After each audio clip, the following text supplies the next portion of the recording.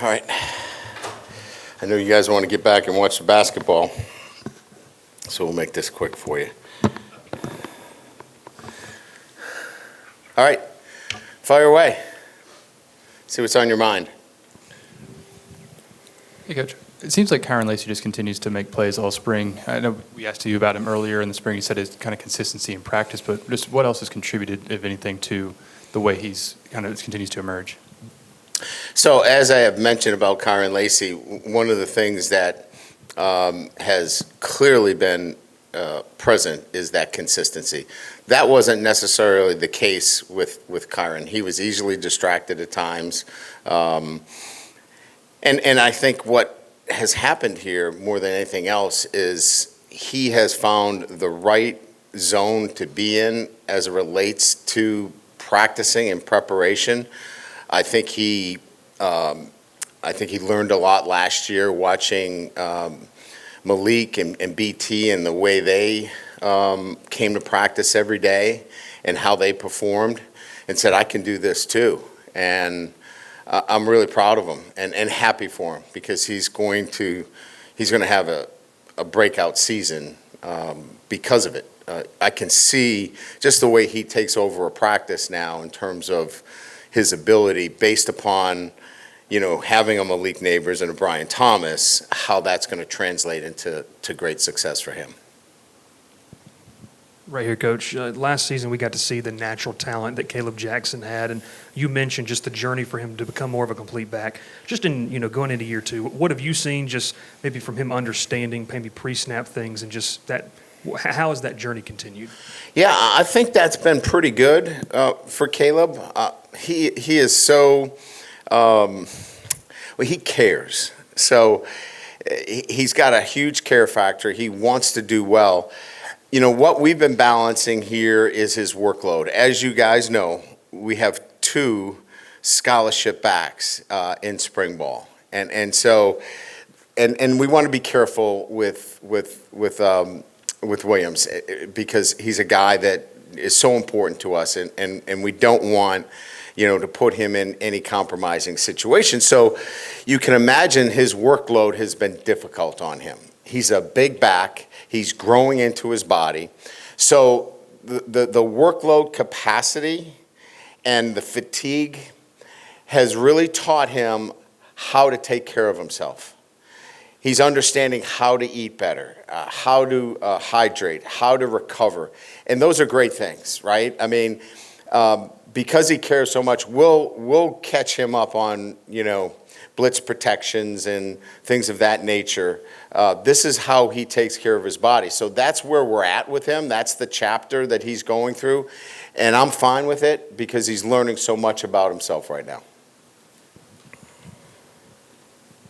Hey, Coach, what has been your message to the guys throughout spring, and how do you think they've received it so far? Well, the message is pretty consistent. Accountability, living to our standards. Being elite is hard, and making sure that, from our standpoint, as a team, that we take this spring and we develop the technical and the tactical pieces that are so important going into a preseason camp. So when we get there, we've gone over and understand, the things necessary for us to play fast, because we're going to trust our teaching. The spring is a huge teaching opportunity for us, and they've got to be able to take that technical and tactical teaching and carry that with them into the summer, through the physical development, and then right into preseason camp. And I think they've done a really good job. Hey, Coach, right over here. You see kind of this practice today, a lot of the play action, screen, rollouts that you guys are doing with the quarterbacks. Just maybe talk about the evolution of that a little bit and just how it plays off your run game. Yeah, so we're in really the part of the whole from an offensive perspective. If you think of this from an installation standpoint, it's really whole methodology. We put in, the entire offense, and then then we want to focus specifically on the run game and the play action off of the run game, some direct snaps, some boots, some move the pocket, and that's been a huge emphasis for us, as I mentioned a few times, is that we have to be centered more with tailback runs, making up for the loss of a Daniels who picked up quite a bit of yardage for us. We've really focused on those runs, and I'm really pleased with the development of the run game in the spring. We can see it, and we've got a talented offensive line. We're letting them really see some new things and do some things that we haven't done over the last couple of years, and it's quite exciting. Hey, we've seen some first-team reps from P.J. Woodland. Can you just give a little insight on how y'all choose which players are ready to enroll early and who's really going to participate a lot in spring ball? Yeah, look, we treat each one of those situations individually relative to early enrollment. First of all, it's a family decision. It's not our decision to make for an individual. First of all, they have to be a really good student. I think we all understand, the rigors of graduating early from high school. So I think the student has to be 100% committed to wanting to do that, as well as the family. We have a number of really talented young men that are great track athletes. They didn't want to miss track, so there are many factors that go into graduating early. On the other hand, there are many that wanted to be here for spring, right? So each one is case by case. I think there are great benefits of coming in early because you get the opportunity, like PJ gets a chance to take some reps, with the first team.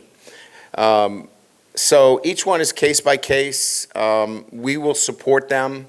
We're much more of a supporter in this. We're not saying you have to do these things because, again, if you want to be back for the prom, if you want to, have your spring and do what you do in the spring, we're going to support that as well.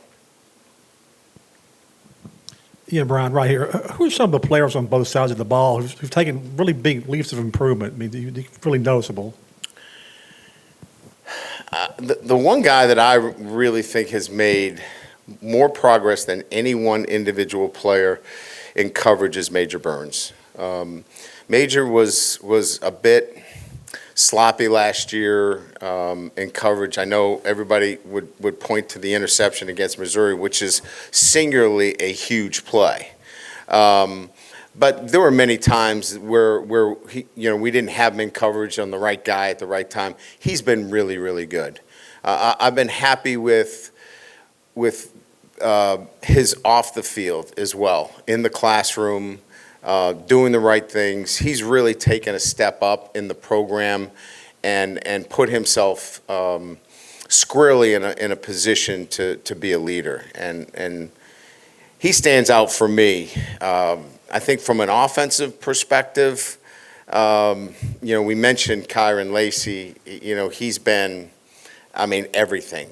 The way he works, the way he practices, he's really set a high bar for everybody. And I know those are veteran players that we all know about, but sometimes if you don't point out the veteran guys, they're like, well, what about me? I'm doing a pretty good job too. Those two guys have been really outstanding, and that's a really good mark for us. Hey, Brian, there was a development in the Trey Holly case yesterday. I'm sure you saw. Just if you had anything to comment there, and then if you would walk us through your protocol to handle his eligibility. Yeah, I was obviously, like many of you, the first that I saw of it was, I think somebody released it on social media. I was we had a coach's clinic, and his head high school coach came up to me, who was here at the clinic, and told me that the serious charges were dropped. And so, we were confident based upon information that was shared to us but you just don't know. I mean, we know Trey Holly. We've been with him. We advocated for him to continue his schooling, and we were happy that he was able to continue his schooling here as an online student. So he's maintained his eligibility because of that. So we'll be, obviously monitoring and making sure that, I think they're talking about, sometime in the middle of April that we could see a full resolution to this. At that time, we'll begin the process in assisting him for reinstatement, and we'll advocate for him on his behalf, and welcome him back. And Brian, I guess sticking with the running backs, the challenges of only having 2 scholarship players during the spring, what's been the challenges for the coaching staff and trying to get those guys ready? And I guess what were the goals for that group coming in, and where are they in terms of what you guys have seen? Well, I think more than anything else, it's what I alluded to earlier. It's work volume. You can't run those guys into the ground and have a really good practice. Because at the end of the practice, you're doing, a lot of teamwork. And if you're running those guys into the ground, you really can't have the kind of reps that you're looking for. So, we brought in, 3 walk-ons who have done a great job. I mean, really have allowed us to practice at a level where they can step in, and whether it's 7-on-7 or it's a, half-line pass or a half-line run, have allowed those guys to take a break. So without those guys in particular, we would not be in a really good position in the spring. So we got saved by the bell in terms of the walk-ons at the running back position. That might be a story that we can circle back on later. Hint, hint. Once I remember all their names. No one was gonna say that. Thank you, guys. You were thinking it. I know you were. I said it for you. Brian, I know you've been really deep into spring football, but I was wondering if you had any comment about what Governor Landry said about wanting student athletes to come out for the national anthem. And I asked because such an edict would change your pregame routine significantly. Yeah, I saw it, and look, clearly, I think everybody is had their comments about it, and I know we've made a statement. Scott Woodward has made a statement about it as well, and look, I think that our football players would echo this: is that if at any time we're required to be out there, we're going to be wherever we're told to be, and that's the bottom line. If our administration wants us out there for the national anthem, we're going to stand proud for the national anthem. It's just the way that it has been scripted, and I've been doing it for 33 years. I can on my hand, I can tell you how many times I've been out for the national anthem in 33 years. That's not to say that we're against what the governor is saying. We understand where the governor's coming from. We'll relook at the policies, and I think I stand by what Scott has said. We'll look at everything, but our kids are, I look back at the Army game and how proud we were of that moment to have Army in our stadium, and what we did to that stadium to really show our patriotic backing. And so hopefully we'll be able to get past this pretty soon. Coach, it seemed like the D-line got after the quarterback a little bit better today than they have for most of spring. What can you talk about the progression of that unit throughout spring? Well,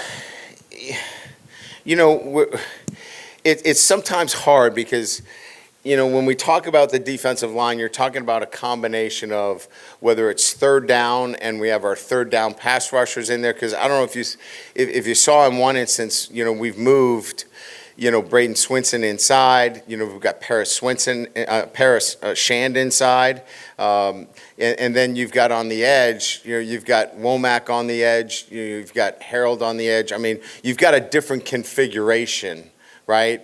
And I think we can be really dynamic with some of the defensive linemen moving the pieces around. And I think that's what we're going to be doing. I think on first and second down, we're going to have to really work hard and getting after the quarterback on first and second down. But in terms of stopping the run, Jacoby and Guillory has been outstanding. I mean, he's singularly been, I think, in terms of what Bo Davis is looking for, he's been outstanding, and he's been a stalwart. We got to find the other guy.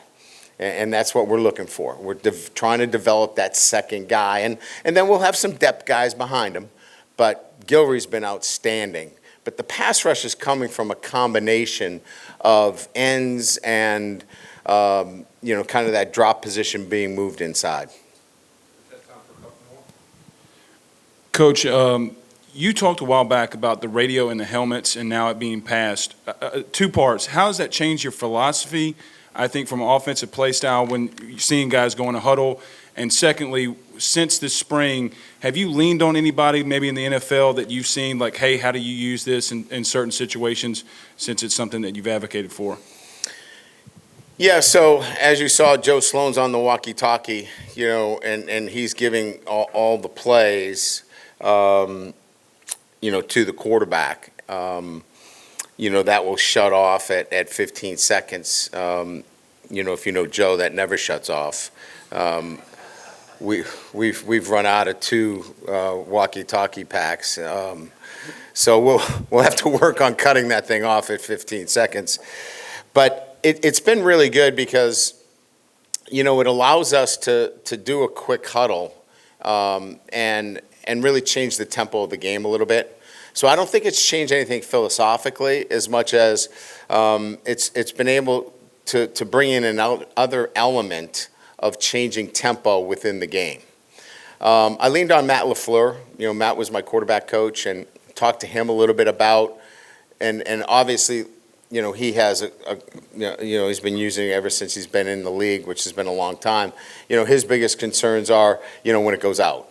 He talked about all the horror stories of when it will go out and when they can't hear, and how that is really the biggest issues, that you have to have a few standard plays that the quarterback can call on his own and make it work. So just having some of those standbys is what we'll be working on, and making sure that we're good to go if we do have issues.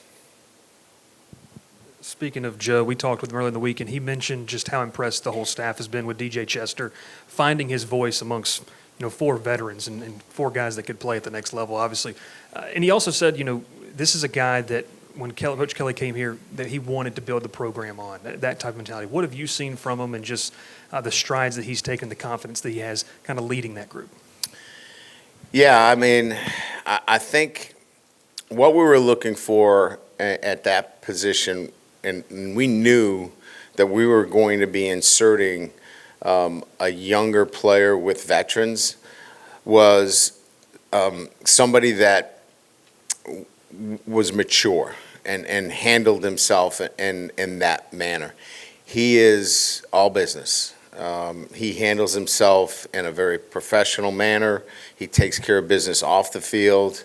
If he's walking around here and he's interacting, you'd think he's a junior or a senior. He just carries himself with his demeanor is a lot different than a young player. And we needed to vet that out in the recruiting process, because if we were going to handle it that way or hand it over to him, we needed somebody. And Eccles is similar. We needed a guy that was serious about his business, mature, and that's what I look for in the center position. Thank you. Appreciate it.